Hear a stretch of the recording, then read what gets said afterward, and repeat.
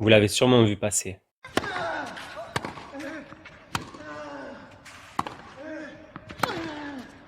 La deuxième est la bonne. C'est un tremblement de terre. Novak Djokovic vient de remporter son 19e titre du Grand Chelem, en renversant notamment en demi-finale la légende de Roland-Garros, Rafael Nadal. Mais derrière sa performance, certains points sont encore trop négligés par le grand public. Et c'est pourtant en maîtrisant certains éléments qu'il réalise des exploits. Et pour pouvoir vous aussi repousser vos limites, vous aurez besoin de certaines cartes que Novak Djokovic maîtrise à la perfection. Je les ai appelées le carré d'as. C'est pas par hasard si l'histoire raconte que le premier préparateur mental provient du tennis. Dans ce sport, tu te retrouves seul dans une série de matchs à élimination directe, qui peuvent durer plusieurs heures et où tout peut se jouer plusieurs fois sur une seule balle. Il faut des nerfs en adamantium lorsque la douleur, les émotions, l'adversaire vous assaillent.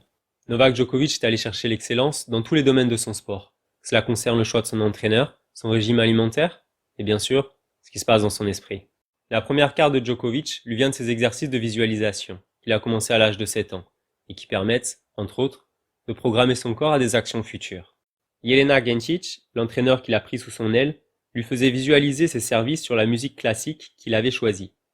Et l'idée qui sous-entend ce processus est le fait que le cerveau ne fait pas la distinction entre un événement vécu et une situation imaginée intensément. Pour réaliser un geste à la perfection, il faut être capable d'éliminer les pensées parasites lors de l'exécution. Et la musique a cette capacité, comme on le verra une autre fois, d'activer par réflexivité différents centres dans notre cerveau, comme celui du courage, de l'apaisement. Imaginons qu'il veuille ressentir de la sérénité lors de ses services, qu'il utilise une musique qui provoque cet état lors de ses exercices de visualisation. Qu'est-ce qu'on obtient? Un service gagnant, sous-tendu par l'une des lois fondamentales en neuroplasticité cérébrale, la loi de Hebb, qui stipule que les neurones qui s'activent ensemble se connectent ensemble. Écoutons-le. La visualisation est une part importante de la vie. Je crois qu'il existe une loi de l'attraction. Les choses auxquelles vous pensez finissent par arriver. C'est la vie, c'est comme ça. Sa deuxième carte est tout simplement son meilleur atout. Pour comprendre le désir de réussite de Djokovic, il faut revenir un petit peu dans son histoire, au moment où son pays était sous le coup d'un embargo alimentaire et sous les bombardements de l'OTAN. Il racontait que des sirènes retentissaient pour prévenir du danger et qu'il fallait avec précipitation se réfugier dans les caves pour éviter le pire.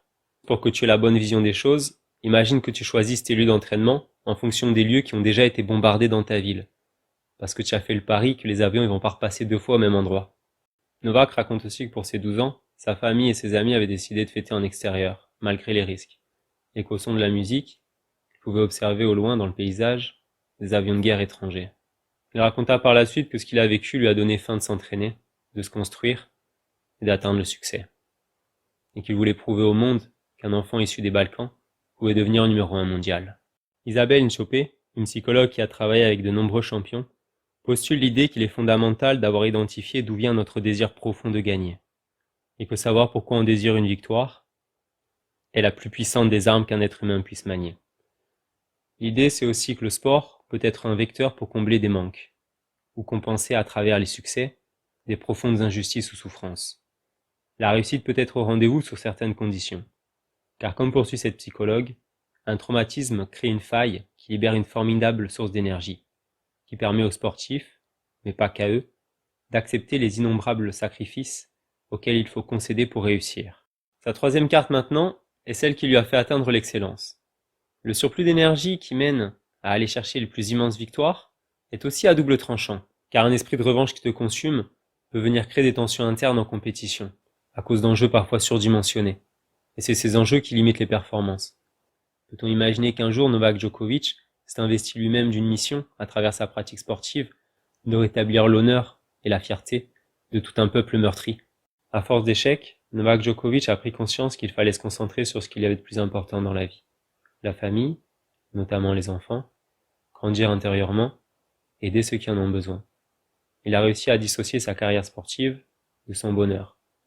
Et c'est à partir de là qu'il a révélé tout son potentiel, et qu'il est devenu le numéro 1 mondial qu'on connaît aujourd'hui.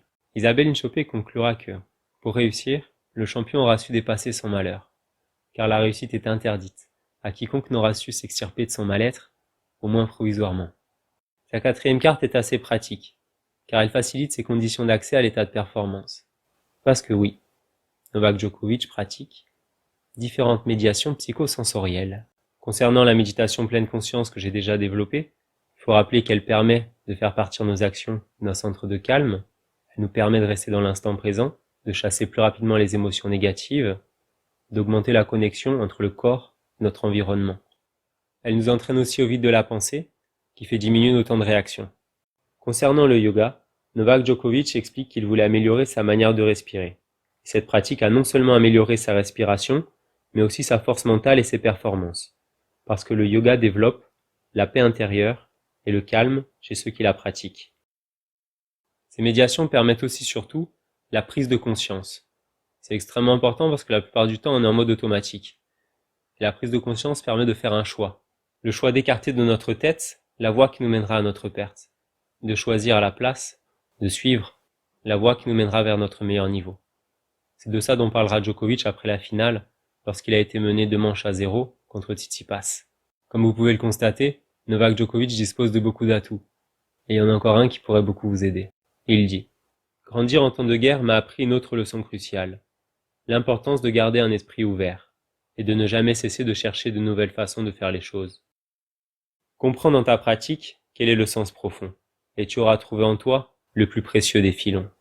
Nous puisons beaucoup de force dans nos tribulations, mais elles peuvent être aussi la cause de notre stagnation. C'est pour ça que dans la vie, il faut hiérarchiser les ingrédients. Toujours bien choisir quels sont les plus importants, car même si beaucoup vantent les mérites du mental, c'est bien du cœur que vient l'énergie vitale. Et si toi aussi, tu veux pouvoir choisir tes émotions dans les moments qui comptent, tu pourrais avoir besoin de ceci.